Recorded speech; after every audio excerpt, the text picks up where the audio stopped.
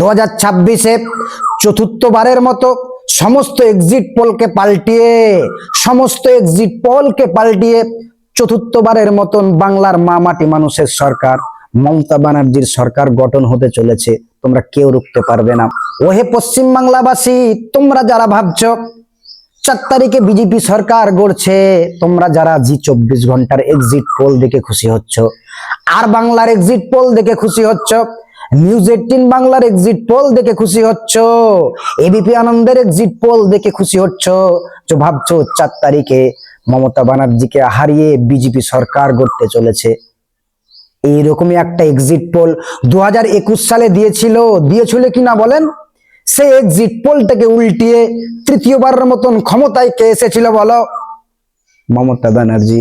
কে এসেছিল 2021 সালে? এইরকমই একটা এক্সিট পোলকে পাল্টিয়ে মমতা ব্যানার্জি ক্ষমতায় এসেছিল কিনা বলেন?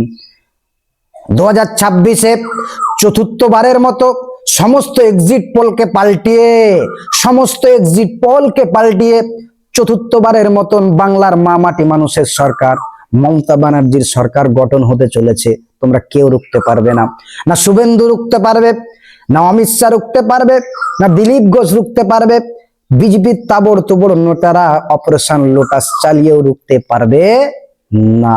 অপারেশন লোটাসে বাংলায় কাজ হয় না, আর বাংলায় কাজ হয় না ইনকাউন্টার স্পেশালিস্টের কাজ হয় না, বাংলায় চলে না, ইডি চলে না, সিবিআই চলে না।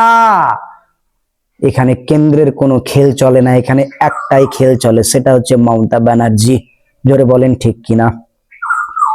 ওহে বাংলাবাসী, 4 তারিখে আমরা বিজয় মিছিল করব, আর তোমরা মুটে পড়ে শুয়ে থাকবে। আমরা খুশিতে গদ গদ করব, আর তোমরা কি করবে? এর থেকে আর বেশি কিছু বললাম না। সো গাইজ, 4 তারিখে আবার দেখা হয়, আবার একটা ভিডিও করব জলসার সুরে।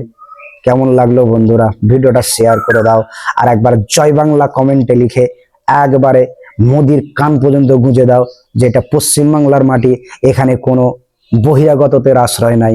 বহিরাগত তাড়াতে পশ্চিমবাংলার বাঙালিরা ভালো করেই জানে।